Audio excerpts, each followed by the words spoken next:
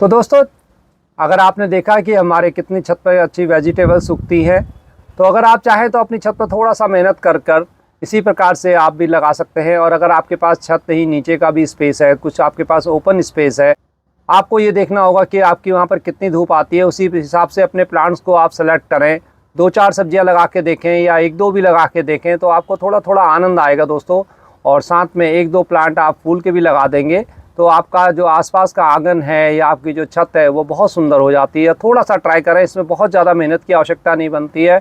और इन सब चीज़ों के लिए जो खाद होती है, किचन वेस्ट वगैरह होती है, उसको यूज़ करना सीखें। हम बार बार आपको बताते रहते हैं वीडियोज़ डालकर कि किस प्रकार से आप अपने किचन वेस्ट को अच्छी तरह से कंपोज में बदल सकते हैं। और बहुत आसान से आसान विधि हम इसमें बताते हैं, जिससे कि आपको कोई कीड़े का कोई ज़्यादा झंझटबाजी ना हो, आपके घर में कोई कीड़े ना आए। तो बहुत आसान विधि हमने बता रखी है, उसको यूज़ करिए तो आपको ज़्यादा बाज़ार से कुछ खाद लाने की आवश्यकता भी नहीं पड़ेगी। यानी कि आप मिनिमम 0 बजट के अंदर अपनी किचन गार्डनिंग को कर सकते हैं। और फिर भी अगर आपको कोई समस्या आती है तो हम लोग बैठे हैं, आपको जितना हो सकेगा हम भी हेल्प करते हैं, आपके क्वेश्चन का आंसर देते हैं। तो ट्राई कीजिए इस विंटर में, आइए हमारे साथ लगाते हैं कुछ सब्जियों के। तो आज मैं कुछ आपको बताने जा रहा हूं, उनमें से क्या क्या आप लगा सकते हैं। ज़रूरी नहीं कि आप इन सब चीज़ों को लगाएं, हम भी बहुत सारी चीज़ें नहीं लगा पाते। एक स्पेस हमारे पास अवेलेबल होता है, उसी के साथ हम ट्राई करते हैं। लेकिन फिर भी हमारी मैक्सिमम कोशिश होती है कि हर चीज़ के 1-1, 2-2 चीज़ें हम लगा पाएँ। तो आप भी कोशिश कीजिए हमारे साथ। तो देखते हैं, आइए वीडियो में अंत तक बने रहिए, क्योंकि जो छोटी छोटी टिप्स हैं वो लास्ट में मैं आपको बताऊँगा इनके लिए कि आपको कैसे करना है। पहले हम जानेंगे हर क्या क्या आप इस समय लगा सकते हैं, उन हिसाब से आप सिलेक्शन अपना कर लीजिए।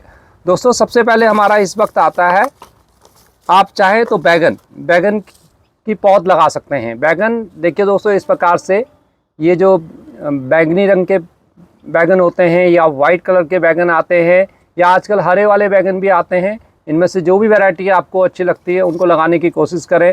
देखिए, जितनी वैरायटीज़ हम सब्ज़ी लगा सकें उतना अच्छा है, क्योंकि हर कलर का अपना अलग महत्व होता है। तो 1-2 कलर अगर आपको मिल जाते हैं तो उनको ज़रूर ट्राई करें। बैगन बहुत ईजिली ग्रोइंग सब्जी है और बहुत आसानी से हो जाता है। थोड़े से इसमें आपको ध्यान रखना होता है, तो आराम से बस इसको लगाइए। उसके बाद थोड़ा सा विधि को फॉलो कीजिए तो आपको बहुत अच्छे बैगन के रिज़ल्ट मिल जाते हैं। दोस्तों, अगर आपको हरी मिर्च अच्छी लगती हो और आप अपनी सब्जियों में हरी मिर्च का इस्तेमाल करना चाहते हैं और आपके पास छोटा सा कंटेनर भी है, 10 इंची का या 8 इंची का भी इवन है, तो आप उसके अंदर भी हरी मिर्ची को लगा सकते हैं। आपको सर्दियों में हरी मिर्च खाने के लिए मिलेगी। हरी मिर्च हमारे शरीर के लिए भी बहुत लाभकारी होती है। आप ट्राई तो कीजिए। इसमें 3 से 4 घंटे की धूप आपको चाहिए होती है हरी मिर्च के लिए। बहुत ज़्यादा ऐसा भी नहीं कि अगर आपको बहुत ज़्यादा सनलाइट की आवश्यकता है, 3 से 4 घंटे की धूप अगर आपके पास आती है तो आप हरी मिर्च को आराम से अपने छत पर या नीचे कहीं भी आंगन में, बालकोनी में आराम से ईजिली ग्रो कर सकते हैं। और दोस्तों, उसके बाद पालक तो हम सब जानते हैं, हम बाज़ार से भी लाते हैं दोस्तों। लेकिन बाज़ार और घर के पालक को आप ट्राई करके देखिए। घर में अपना पालक लगाइए। आपके पास थोड़ा सा कोई लंबा कंटेनर हो, कुछ ऐसा हो, स्पेस हो, जैसे बहुत सारे लोग कूलर के उसमें लगा लेते हैं या टब में लगा लेते हैं, या छोटा सा कोई ग्रो बैग ले लीजिए जिसकी लंबाई चौड़ाई थोड़ा ज़्यादा हो, लेकिन गहराई ज़्यादा ना हो तब भी चलेगा। गहराई अगर उसकी 6 से 8 इंची भी है तो आपका बहुत अच्छा पालक बनेगा। नीचे उसमें खूब अच्छे सूखे पत्ते बिछाकर मिट्टी और थोड़ा सा कंपोस्ट डालते हुए अगर आप पालक को उगाएंगे तो आप 3-4 महीने तक, मार्च तक दोस्तों, पालक को बहुत अच्छी तरह से इस्तेमाल कर सकते हैं। इसकी एक बार लगाने के बाद पश्चात आप 3 से 4 फसलें उसमें ले सकते हैं। तो 2 कंटेनर आप तैयार कर लेंगे, एक को थोड़ा पहले फिर बाद में, तो आपका पूरी विंटर हमारे पालक हमें घर से मिल जाता है खाने के। दोस्तों, हम 3 प्रकार की मूली अपनी छत पर लगाते हैं। एक हमारी जो पहाड़ी मूली होती है, नीचे से गोल होती है, वो बहुत टेस्टी होती है। और दोस्तों जो वाइट वाली बाज़ार में कॉमन रूप से मिलती है वो भी। और सलाद के रूप में हम ये वाली रेड लॉन्ग रेडिश होती है, ये गोल के रूप में भी मिलती है आपको। और लंबी मूली भी मिलती है, लाल कलर की होती है, ये भी सर्दियों में टेस्टी होती है बहुत ज़्यादा। और इसको सलाद के रूप में आप इस्तेमाल कर सकते हैं। ये हमारे हेल्थ के लिए भी बहुत अच्छी होती है। तो जो भी मूली आपको अच्छी लगती है इसको ट्राई कीजिए। इसके लिए जो आपको ग्रो बैग लेने पड़ेंगे या जो आपका कंटेनर होगा वो थोड़ा सा ऊँचा होगा तो वो बहुत ही बढ़िया है। आपके पास छोटे छोटे पॉट है, उनके अंदर भी 3-4 बीज डाल दीजिए और आप देखिए कुछ नहीं, थोड़ा सा उसमें कंपोस्ट डाल दीजिए और उनको लगा दीजिए।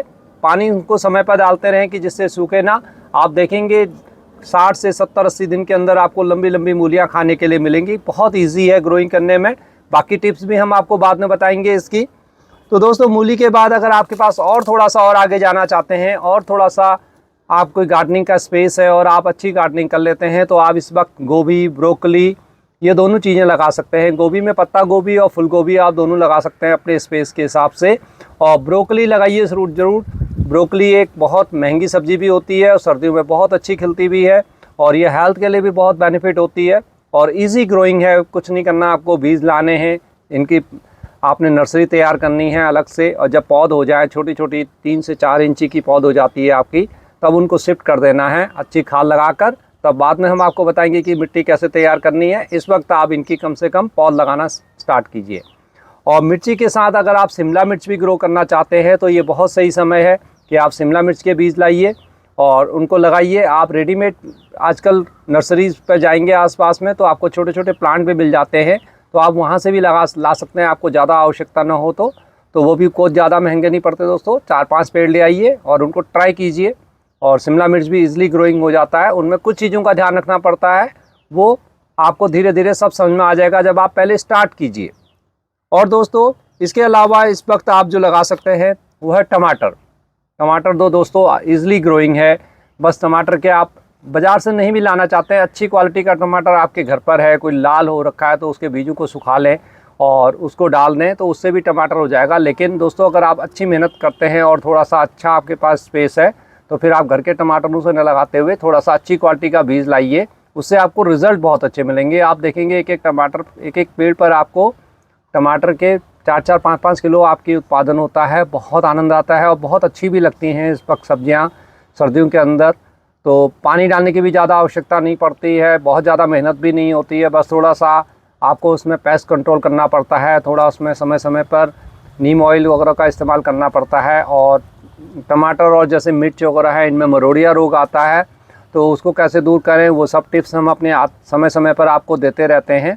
तो टमाटर को भी ग्रो करने की कोशिश कीजिए। आपके पास बालकोनी में है तो उसमें 2 प्लांट लगाइए ना, कम से कम 2 प्लांट भी आप लगाएंगे तो आपको थोड़ा सा करने की हिम्मत आएगी और फिर आपको धीरे धीरे इसमें आनंद भी आएगा। और जब आप अपने घर की सब्जियों को तोड़ेंगे तो उस समय जो आपको खुशी मिलेगी वो आपको फिर प्रेरित करेगी कि आप और सब्जियां लगा सकें। तो दोस्तों अभी तो फ़िलहाल हम इतना ही आपको बता रहे हैं। सब्जियां तो बहुत है लगाने की, लेकिन इनसे ट्राई कीजिए। आपने देखा, अभी हमने आपको स्टार्टिंग में दिखाया था आपने कि हमारी इतनी ज़्यादा सब्जियां कैसे होती हैं। दोस्तों हम इन सब्जियों में जो पहले मिट्टी बनाते हैं वो बहुत अच्छी बनाते हैं, उसके अंदर थोड़ा सा खाद की मात्रा हमारी ज़्यादा होती है। बाद में जब हम इस्तेमाल करते हैं तो उसमें लिक्विड फर्टिलाइज़र का प्रयोग करते हैं। तो अगर आप भी किचन गार्डनिंग करना चाहते हैं और कर रहे हैं तो आप उसमें लिक्विड फर्टिलाइज़र ज़रूर दीजिए। और उसमें जो 2-3 चीज़ें इंपॉर्टेंट होती है जैसे नाइट्रोजन, फास्फोरस और पोटास, ये सब चीज़ें आपको गोबर की खाद वगैरह से सब मिल जाती है। लेकिन इनकी थोड़ा सा आपको एक्स्ट्रा देने के लिए, कई बार पोटास को एक्स्ट्रा देने के लिए आपको समय समय पर इनको लिक्विड फर्टिलाइज़र का प्रयोग करना होता है। और दोस्तों साथ में आप सब जानते हैं कि इनके अलावा इनको माइक्रो न्यूट्रिएंट्स की भी ज़रूरत पड़ती है। आप केमिकल बाहर से बिल्कुल ना खरीदें, अपने घर में छोटे छोटे माइक्रो न्यूट्रिएंट्स बनाइए। सागरिका का इस्तेमाल कीजिए, इफ्को का सागरिका आता है, बहुत ही बढ़िया है माइक्रो न्यूट्रिएंट्स के लिए, सारी कमियों को दूर कर देता है। आप पानी में डाल के उसका स्प्रे करिए या थोड़ा सा अपने फसलों के अंदर उसके कुछ दाने डाल दीजिए जब आप या फिर उसके मिट्टी बनाते वक्त उसके कुछ दाने डाल दीजिए, तो उससे भी उसके अंदर पूरी आपूर्ति माइक्रो न्यूट्रिएंट्स की आपकी हो जाती है। तो आपकी फसल बहुत अच्छी होंगी, आपको रिज़ल्ट भी अच्छे मिलेंगे। अगर आप सही ढंग से उनको ग्रो करेंगे तो बहुत अच्छे रिजल्ट्स मिलेंगे। रोकियो, मैंने एक बोला था ना टिप। तो दोस्तों जैसे मैंने स्टार्टिंग में कहा था, एक छोटी सी टिप्स मैं आपको बताना चाहता हूं। जैसे आप दही का बर्तन वगैरह साफ़ करते हैं तो उसकी जो है आधी चम्मच भी आपकी दही होती है या सिर्फ पानी भी होता है, उसको फेंकें ना, उसको इस्तेमाल अपने गार्डन में करिए। मिर्च के पेड़ों में उसको डालिए, टमाटर के पेड़ों में उसको डालिए और दूसरी सब्जियों में भी, जो आप उसको जो हरी सब्जियां होती हैं उनके अंदर भी उसको डालिए, तो आपको उसके बेहतरीन रिजल्ट मिलेंगे। इवन कड़ी पत्ता में जैसे मैंने आपको बताया हुआ है उसमें भी उसको इस्तेमाल करेंगे तो आप देखेंगे कि आपका पेड़ काफ़ी घना हो जाता है। तो ये टिप्स है कि जो हम बर्तन साफ़ करते हैं दही के, या फिर उसमें जिसमें दही की कटोरी होती है, उसका जो पानी निकलता है उस पानी को आप सेव कर लें और उसको अपने किचन गार्डन में इस्तेमाल करें, तो आपको कैल्शियम की कमी आपको इतने से ही दूर हो जाएगी। तो दोस्तों आपको हमारी वीडियो कैसे लगी हमें अवश्य बताएं, और वीडियो पसंद आई हो तो लाइक अवश्य करें, कमेंट्स अवश्य दें। फिर मिलते हैं, चैनल को सब्सक्राइब करके ज़रूर जाइए दोस्तों। तब तक के लिए नमस्कार, बाय बाय।